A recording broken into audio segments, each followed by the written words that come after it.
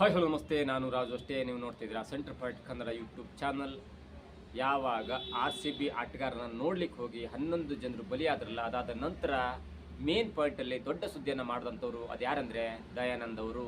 ನಿಯತ್ತಿನ ಅಧಿಕಾರಿ 30 ವರ್ಷಗಳ ಅವಧಿಯಲ್ಲಿ ಯಾವುದೇ ಒಂದು ರಜೆಯನ್ನು ಹಾಕಿಲ್ಲ, ತಮ್ಮ ಬರ್ಡೇಗೂ ಕೂಡ ಹೋಗಿಲ್ಲ, ತಮ್ಮ ಎಂಗೇಜ್ಮೆಂಟ್ಗೂ ಕೂಡ ಪೋಸ್ಟ್ಪೋನ್ ಮಾಡಿ ಒಂದು ದಿನ ನಂತರ ಎಂಗೇಜ್ಮೆಂಟ್ ಮಾಡಿಕೊಂಡ್ರು, ಮಕ್ಕಳ ಬರ್ಡೇ ಕೂಡ ಹೋಗಿಲ್ಲ, ಮೊಮ್ಮಕ್ಕಳ ನಾಮಕರಣಕ್ಕೂ ಹೋಗಿಲ್ಲ ಎನ್ನುವಂಥ ದೊಡ್ಡ ಸುದ್ದಿ ಆಗ್ತಿದ್ದಂಥ ಅಥವಾ ನಿಯತ್ತಿನ ಒಬ್ಬ ಪೊಲೀಸ್ ಅಧಿಕಾರಿಯಾಗಿ ಗುರುತಿಸಲ್ಪಟ್ಟಂಥ ದಯಾನಂದ್ ಅವರನ್ನು ಸರ್ಕಾರ ಸಸ್ಪೆಂಡ್ ಮಾಡಿತ್ತು. ಬೆಂಗಳೂರಿನ ಪೊಲೀಸ್ ಕಮಿಷನರ್ ಆಗಿದ್ದಂಥ ದಯಾನಂದ್ ಅವರನ್ನು ಸರ್ಕಾರ ಭದ್ರತಾ ಲೋಪದ ಅಡಿಯಲ್ಲಿ ಸರಿಯಾಗಿ ಭದ್ರತೆಯನ್ನು ಕೊಟ್ಟಿಲ್ಲ ಎನ್ನುವ ದೃಷ್ಟಿಯಲ್ಲಿ ಅವರನ್ನು ಸಸ್ಪೆಂಡ್ ಮಾಡಿತು. ಅದಾದ ನಂತರ ದಯಾನಂದ್ ಅವರ ಪರವಾಗಿ ಅನೇಕರು ಬ್ಯಾಟ್ ಬೀಸಿದ್ರು, ಅನೇಕರು ಅವರ ಜನಪ್ರಿಯತೆಯನ್ನು ಹೊಗಳಿದ್ರು, ಅವರ ನಿಯತ್ತಿನ ಹೊಗಳಿದ್ರು.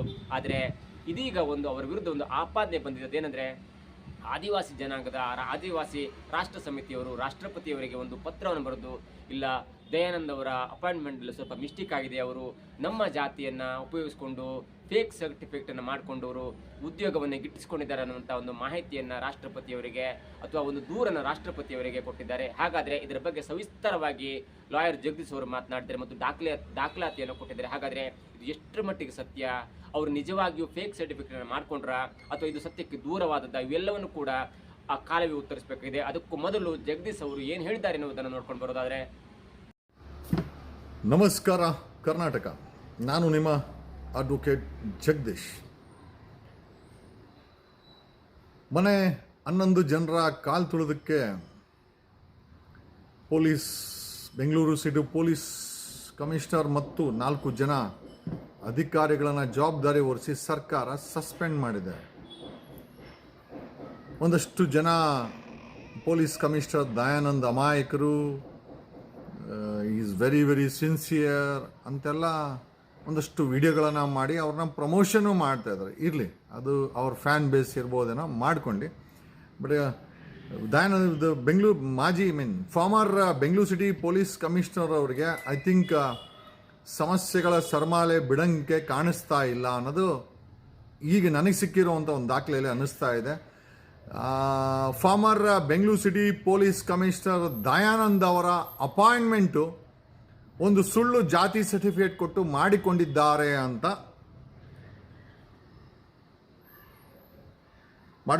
ಅಂತ ಆಲ್ ಇಂಡಿಯಾ ಆದಿವಾಸಿ ಹಿತರಕ್ಷಣಾ ಸಮಿತಿ ST ಶೆಡ್ಯೂಲ್ಡ್ ಟ್ರೈಬ್ಸ್ ಸಮಿತಿಯವರು ದೇಶದ ರಾಷ್ಟ್ರಪತಿಯವರಿಗೆ ಪತ್ರವನ್ನು ಬರೆದು ಇವರ ವಿರುದ್ಧ ಪ್ರಾಸಿಕ್ಯೂಷನ್ ಸ್ಯಾಂಕ್ಷನ್ ಮಾಡಿ. ಕಾರಣ ಯಾಕೆ ಅಂತಂದರೆ ಐ ಥಿಂಕ್ ದಯಾನಂದ್ ಅವರು 650th ರ್ಯಾಂಕ್ 650 ರ್ಯಾಂಕ್ IPSನಲ್ಲಿ ಪಡೆದಿದ್ದಾರೆ. 650th rank and 1994 appointed. 1994ರಲ್ಲಿ ದಯಾನಂದ್ ಅವರ ಅಪಾಯಿಂಟ್ಮೆಂಟ್ ಆಗಿದ್ದು 650 ರ್ಯಾಂಕನ್ನು ಪಡೆದಿದ್ದಾರೆ. ಈ ಒಂದು IPS ಅಪಾಯಿಂಟ್ಮೆಂಟು ಒಂದು ಫೇಕ್ ST ಸರ್ಟಿಫಿಕೇಟ್ ಅಂತ ಪ್ರೊಡ್ಯೂಸ್ ಮಾಡಿ ಈ ಒಂದು ಕೆಲಸವನ್ನು ಗಿಟ್ಟಿಸ್ಕೊಂಡಿದ್ದಾರೆ ಅಂತ ಮಾನ್ಯ ರಾಷ್ಟ್ರಪತಿಗಳಿಗೆ ಕಂಪ್ಲೇಂಟನ್ನು ಕೊಟ್ಟು ಪ್ರಾಸಿಕ್ಯೂಟ್ ಸ್ಯಾಂಕ್ಷನನ್ನು ಕೇಳಿದ್ದಾರೆ. ನಾನು ಮಾಧ್ಯಮದ ಮಿತ್ರರಿಗೆ ಅಫಿಡೇವಿಟು, ಕಂಪ್ಲೇಂಟ್ ಕಾಪಿ ಎಲ್ಲದನ್ನು ನಾನು ಅಲ್ಲಿ ಹಾಕಿದ್ದೇನೆ. ಆ್ಯಸ್ ಪರ್ ಡೀಟೇಲ್ಸ್ ಅವೈಲಬಲ್, ಮಾನ್ಯ ದಯಾನಂದ್ ಅವರು ಮಾಜಿ ಫಾರ್ಮರ್ ಪೊಲೀಸ್ ಕಮಿಷನರ್ ಅವರು ಊರು ನಾಯಕ, ಮ್ಯಾಸ ನಾಯಕ, ಬೋಯ, ಈ ಮೂರೂ ಕೂಡ it doesn't come under scheduled tribes ಮತ್ತು comes under other backward community ಅಂತ ಈ ಅಫಿಡೇವಿಟಲ್ಲಿ ಮೆನ್ಷನ್ ಮಾಡಿ, ಜೊತೆಯಲ್ಲಿ Havanur committee report they have kept as an annexure. Havanur committee ರಿಪೋರ್ಟಲ್ಲಿ ಏನು ಬರೆದಿದೆ, ಈ ಒಂದು 3 ಜಾತಿಗಳ ಬಗ್ಗೆ, ಮ್ಯಾಸ ನಾಯಕ, ಊರು ನಾಯಕ, ಬೋಗ ಬಗ್ಗೆ ಏನು ರಿಪೋರ್ಟ್ ಹಾಕಿದೆ ಹಾವನೂರು ಕಮಿಟಿ ರಿಪೋರ್ಟಲ್ಲಿ, ಸುಪ್ರೀಂ ಕೋರ್ಟಿನ 5 bench judgement state of Maharashtra versus Milind ಸೈಟೇಷನ್ನಲ್ಲಿ ಏನು ಸುಪ್ರೀಂ ಕೋರ್ಟ್ ಎತ್ತಿ ಹಿಡಿದಿದೆ ಅಂತ ಎಲ್ಲದನ್ನ ಮೆನ್ಷನ್ ಮಾಡಿ ಆಲ್ ಇಂಡಿಯಾ ಆದಿವಾಸಿ ಹಿತರಕ್ಷಣಾ ಸಮಿತಿಯವರು ಈ ಒಂದು ಕಂಪ್ಲೇಂಟನ್ನು ಅಲ್ಲಿ ಕಟ್ಟಿದ್ದಾರೆ. ಈಗ ಇವರ ಪ್ರಕಾರ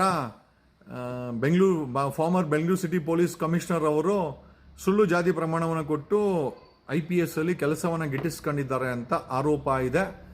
ಕೆಲವೇ ದಿನ ಒಂದು 2 ದಿವಸದಲ್ಲಿ ಅವರು ಬೆಂಗಳೂರಲ್ಲಿ they are also calling for ಆಮೇಲೆ ನಾನು ಈ ಕಮಿಟಿಯ ಒಬ್ಬ ಅಡ್ವೊಕೇಟ್ ಹತ್ರ ಮಾತಾಡಿದೆ. ಇವರ ಪ್ರಕಾರ ಕರ್ನಾಟಕದಲ್ಲಿ 30ಕ್ಕೂ ಹೆಚ್ಚು ಈ ರೀತಿ ಸುಳ್ಳು ಜಾತಿ ಸರ್ಟಿಫಿಕೇಟ್ ಕೊಟ್ಟು IPSಗಳನ್ನು ಮಾಡಿಕೊಂಡ್ರು ಅಂತ ಪೊಲೀಸ್ ಅಧಿಕಾರಿಗಳಿದ್ದಾರೆ. ಜೊತೆಯಲ್ಲಿ ನಾಟ್ ಓನ್ಲಿ IPS ಅಧಿಕಾರಿಗಳು, IAS ಅವರು ಇದ್ದಾರೆ, ಮತ್ತೆ ಜೊತೆಯಲ್ಲಿ ರಾಜಕಾರಣಿಗಳು ಇದ್ದಾರೆ, MLAಗಳು ಇದ್ದಾರೆ, ಸುಳ್ಳು ಜಾತಿ ಪ್ರಮಾಣಗಳನ್ನು ಕೊಟ್ಟು ಅಂತ.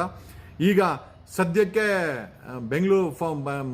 Farmer Bengaluru city police commissioner Dayanand ಅವರ ವಿರುದ್ಧ ಆಲ್ ಇಂಡಿಯಾ ಆದಿವಾಸಿ ಶೆಡ್ಯೂಲ್ ಟ್ರೈಬ್ ಹಿತರಕ್ಷಣಾ ಸಮಿತಿಯವರು ಈಗ ಪ್ರಾಸಿಕ್ಯೂಷನ್ ಕೇಳಿದ್ದಾರೆ. ನಾನು ಮಾಧ್ಯಮದ ಮಿತ್ರರಿಗೆ ಅಫಿಡೇವಿಟು, ಕಂಪ್ಲೇಂಟ್ ಕಾಪಿ ಎಲ್ಲದನ್ನು ಹಾಕಿದ್ದೀನಿ. ನಿಜವಾಗಲೂ ದಯಾನಂದ್ ಅವರು ಈ ರೀತಿ ಏನಾದರೂ ಮಾಡಿದರೆ ಖಂಡಿತವಾಗಿಯೂ ಅದು ಸಂವಿಧಾನಕ್ಕೆ ಮಾಡುವಂಥ ದ್ರೋಹ. ಯಾಕಂದರೆ ಶೆಡ್ಯೂಲ್ ಟ್ರೈಬ್ಸ್ ಅಂತಂತಂದರೆ ಸಂವಿಧಾನಿಕವಾಗಿ what is the spirit of that schedule tribes ಅಂತ ಸಂವಿಧಾನದಲ್ಲಿ ಮೆನ್ಷನ್ ಮಾಡಿದೆ. ಆ ರೀತಿ ಏನಾದರೂ ಖಂಡಿತ ಆಗಿದ್ದರೆ ಕಂಪ್ಲೇಂಟ್ ಆಗಿದೆ.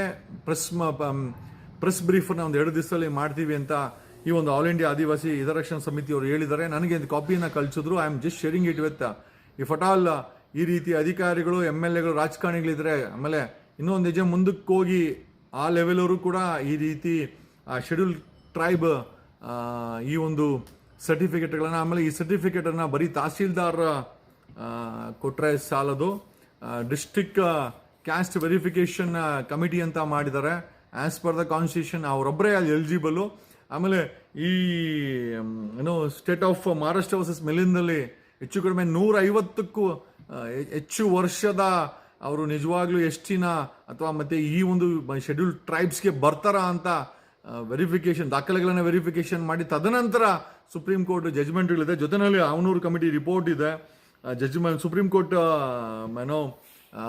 ಸಾಕಷ್ಟು ಜಜ್ಮೆಂಟ್ಸ್ ಇದೆ. ಇದನ್ನೆಲ್ಲದನ್ನ ಅನಕ್ಷರಾಗಿ ಅಟ್ಯಾಚ್ ಮಾಡಿ former Bengaluru city police commissioner ಸುಳ್ಳು ಜಾತಿ ಪ್ರಮಾಣವನ್ನು ಕೊಟ್ಟು IPS ಅನ್ನು ಗಿಟ್ಟಿಸ್ಕೊಂಡಿದ್ದಾರೆ, ಕೆಲಸನ ಮಾಡಿದ್ದಾರೆ ಅಂತೇಳಿ ಅವರ ವಿರುದ್ಧ ಈಗ ಕಾನೂನು ಕ್ರಮಗಳು ರಾಷ್ಟ್ರಪತಿಗೆ ಬರ್ತಿದ್ದಾರೆ. This is for your information. Thank you. ಮತ್ತೆ ಅಪ್ಡೇಟ್ ಅನ್ನು ಕೊಡ್ತೀನಿ, ಆ ಕಮಿಟಿಯವರು ಬಂದಾಗ ಅಪ್ಡೇಟ್ ಅನ್ನು ಕೊಡ್ತೀನಿ. ಅಂಡ್ ಐ ಥಿಂಕ್ ದಯಾನಂದ್ ಅವರು ಇದ್ರ ಬಗ್ಗೆ ಅವರೇ ಸ್ವತಃ ಇದ್ರ ಬಗ್ಗೆ ಬಾಯಿ ಬಿಡಬೇಕು. I just present it. Thank you.